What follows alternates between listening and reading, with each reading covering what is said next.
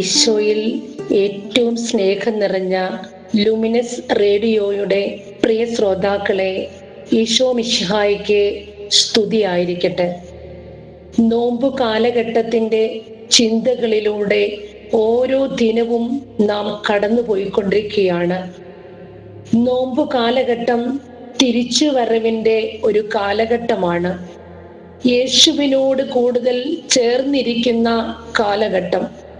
ഒത്തിരിയേറെ തിരക്കുകളിൽ നിന്ന്, ജീവിത വ്യഗ്രതകളിൽ നിന്ന് മാറി നിന്ന് പ്രാർത്ഥിക്കുവാൻ കൂടുതൽ സമയം കണ്ടെത്തുന്ന, സ്വയം പരിശോധിക്കുന്ന തിരിച്ചുവരവിന്റെ പശ്ചാത്താപത്തിന്റെ നാളുകള്.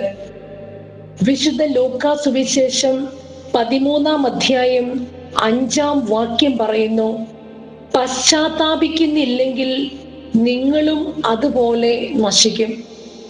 ഈ നോമ്പു കാലഘട്ടം നമുക്കും ഒരു പശ്ചാത്താപത്തിന്റെ, സ്വയം ആത്മശോധനയുടെ, യേശുവിനോട് ചേർന്നിരിക്കുന്ന ദിനങ്ങളാക്കി മാറ്റാം. ഫലം തരുന്ന ഒരു വൃക്ഷമാകുവാൻ ഉള്ള വിളിയാണ് നമ്മുടെ ജീവിതം.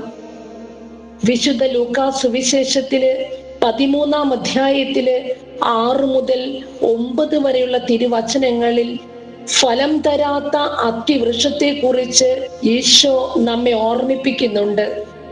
മുന്തിരിത്തോട്ടത്തിൽ അത്തിവൃക്ഷം നട്ടുപിടിപ്പിച്ച ഒരു മനുഷ്യൻ ഫലം അന്വേഷിച്ചു വന്നപ്പോൾ ഒന്നുമില്ലാത്ത അവസ്ഥ. യജമാനൻ കൃഷിക്കാരനോട് പറഞ്ഞു, 3 വർഷമായി ഞാൻ ഇതിൽ നിന്ന് ഫലം അന്വേഷിക്കുന്നു, ഒന്നും കാണുന്നില്ല, ഇത് വെട്ടിക്കളയുക. കൃഷിക്കാരൻ പറഞ്ഞു, 1 വർഷം കൂടെ അത് നിൽക്കട്ടെ, ഞാൻ ചുവട് കളച്ച് വളമിടാം, അത് ഫലം നൽകിയേക്കാം.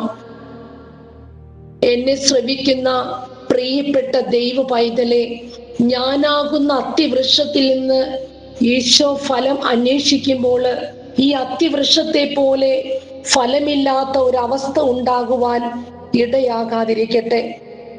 ഒത്തിരിയേറെ അവസരങ്ങൾ ഈശോയ്ക്ക് വേണ്ടി പ്രവർത്തിക്കുവാൻ എൻ്റെ മുൻപിലുള്ളപ്പോൾ അലസതയോടെ ഞാൻ തള്ളി നീക്കിയ സമയങ്ങൾ ഓർത്ത് നമുക്ക് അനുതപിക്കാം. ഈശോ നൽകിയ കഴിവുകൾ ഈശോയ്ക്ക് വേണ്ടി ഉപയോഗിക്കാതെ ലോകത്തിന്റെ മറ്റ് പല കാര്യങ്ങൾക്കു വേണ്ടി ഉപയോഗിച്ച നിമിഷങ്ങൾ ഓർത്ത് നമുക്ക് അനുതപിക്കാം.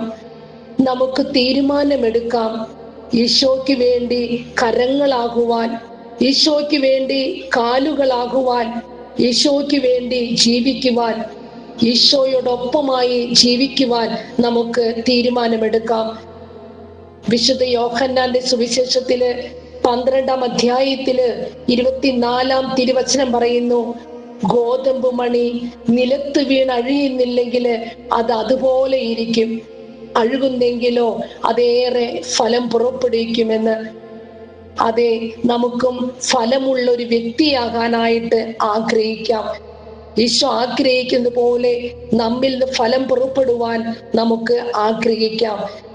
2 കൊറിന്തോസ് 5-ാം അധ്യായത്തില് 17-ാം തിരുവചനത്തിൽ പറഞ്ഞതുപോലെ, ക്രിസ്തുവിലായിരിക്കുന്നവൻ പുതിയ സൃഷ്ടിയാണ്, പഴയത് കടന്നുപോയി, പുതിയത് വന്നു കഴിഞ്ഞു. ഒരു പുതിയ സൃഷ്ടിയാവുക എന്നതാണ് പരമപ്രധാനമെന്ന്.